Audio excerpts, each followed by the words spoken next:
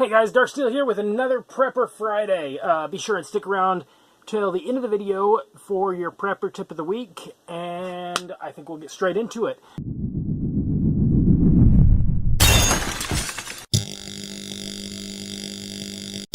The subject for today, I thought we'd do a little bit of just kind of what I think we might encounter post-event, post-SHTF cataclysm.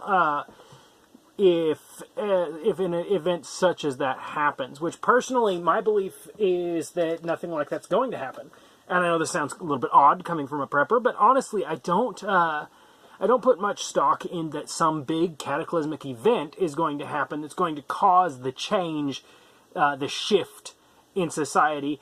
I think more likely society will continue to decay at the rate that it's going now, and maybe speed up a little bit as we go, kind of snowballing.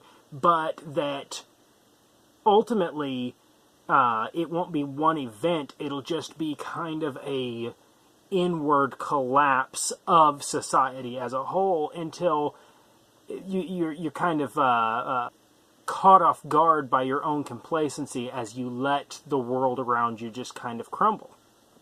But let's say that we run into a big event, a big thing that just overnight everything changes. First thing that would happen is that you'd have a ton of people panicking. And in this case, I honestly say the biggest fear, the biggest threat to people is more than likely not a large event that's going to happen, but more than likely would be the reactionary people, other preppers, could potentially become a problem.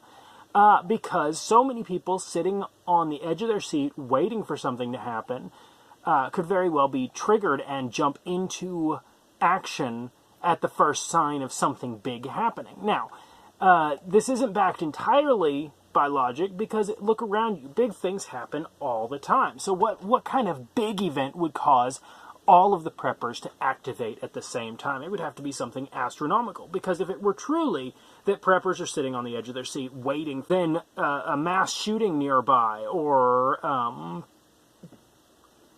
some big act of terrorism should, by all means, activate a bunch of people's prepper plans. And maybe it has been, and they've been doing this quietly or whatever. But it seems to me like we have events going on in the world around us at an alarmingly common rate.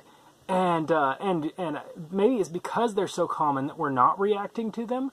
But it seems like if you were sitting there waiting for something to happen, the cue cards are just flying. You can jump in at any time and just say, "Oh, that was it. This is the one." But I think that there's another thing at play there. See, I think what happens is people are not willing to gamble their livelihoods, and that's where you're going to have your preppers failing themselves, because people see it as a gamble. That you're going to be like, okay, if you activate your prepper plan, that means cutting off ties with this reality, which means that if this wasn't the event, you've screwed yourself. So, hold on, don't do that. That's not a plan. And here's why. Because you are going to be waiting and waiting and waiting to make just sure that this is the one, well after you should have activated your prepper plan.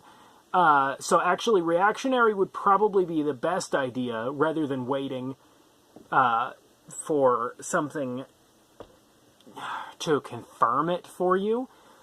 But it's a fine line there, isn't it? And that's why I preach over and over and over again. Just activate your prepper plan now. Come up with a prepper plan that can work with both lifestyles. Activate it now. Be living as you're going to live.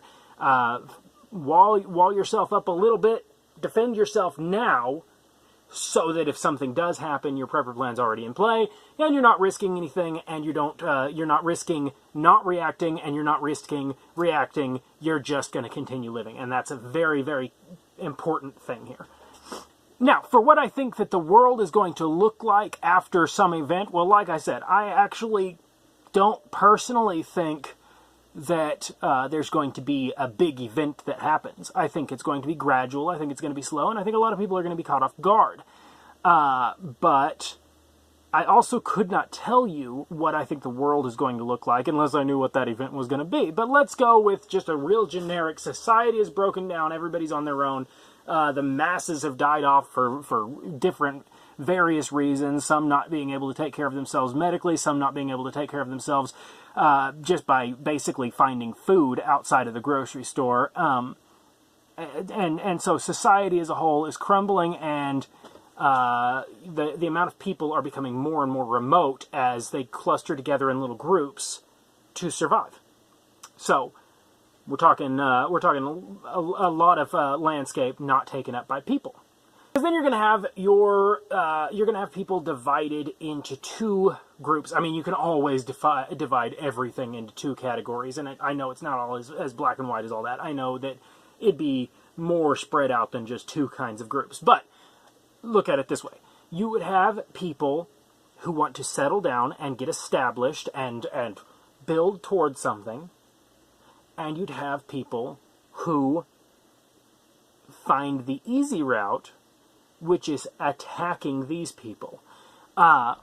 They come in, they sweep through, they take, they move on. Now, these people might not actually settle down in a location. They might be nomadic, as these people might be nomadic, or these people might have a hold somewhere where they come out of to do little raiding parties. I'm not saying it'll all be very, very clear, but I'm just saying that there will be those who have and those who do not have, and those who do not have will likely try and take from those who have. So which one should you be? Well, in my opinion, you should be those who have and put up a good defense, knowing that those who don't have will come try and take what you've got. But the truth is, it won't really be a stark reality, will it? It won't.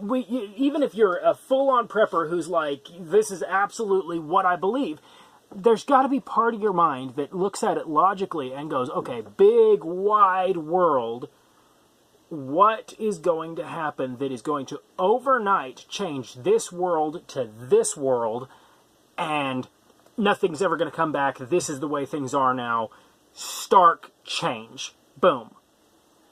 That's not likely to happen. More than likely, it would be a fluid kind of thing. Some countries going down before others, some growing in strength. So, in your lifetime, you might not ever see the full reverse of society. You might not ever see all of the world collapse on itself and change to something new. More realistically, you'll see little changes, fluid changes, that change the whole picture in a less dramatic way, but change it nonetheless, and it is still worth getting ready for. Now, I know that a lot of preppers don't want to hear this, because even if they're saying, oh no, we don't want this, there's a lot of people out there who have worked up this whole Mad Max fantasy in their head that they're going to be like, suddenly, one day, the whole world changed, and now I am this badass, post-apocalyptic warrior. And, you know, maybe. Who am I to say? I am not going to sit here and try and predict the future. I just don't see the logical path to that happening. Besides the fact it's easy to romanticize the adventure until you're actually on the adventure, in which case you really find out that you'd much rather curl up in your nice cozy bed and watch some Netflix.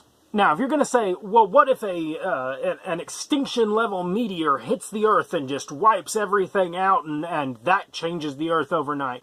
Cool.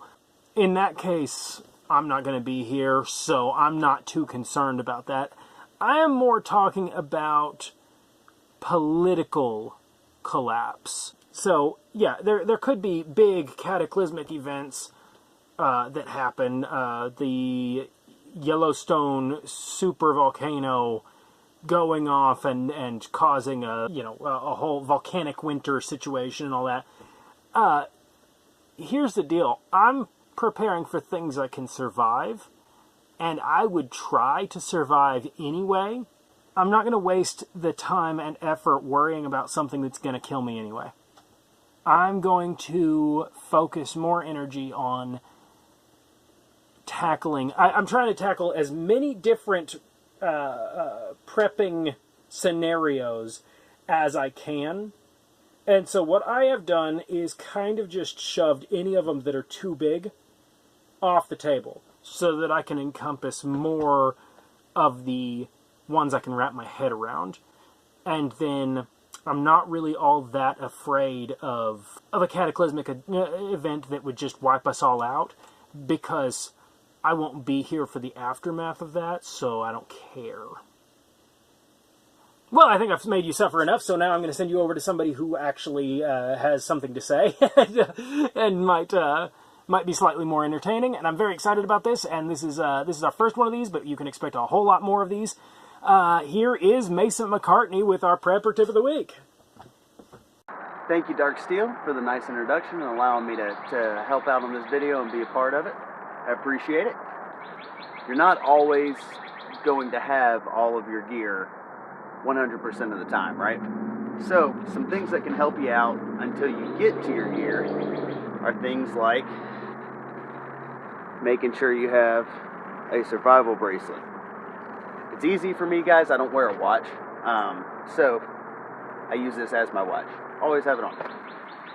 Also, biggest thing, guys, taking our shoelaces and turning them to paracord. You take paracord, cut it out, measure out your shoelaces, and instead of regular laces that don't do you any good, or it's not as strong, you have paracord. Then you can just tie it off.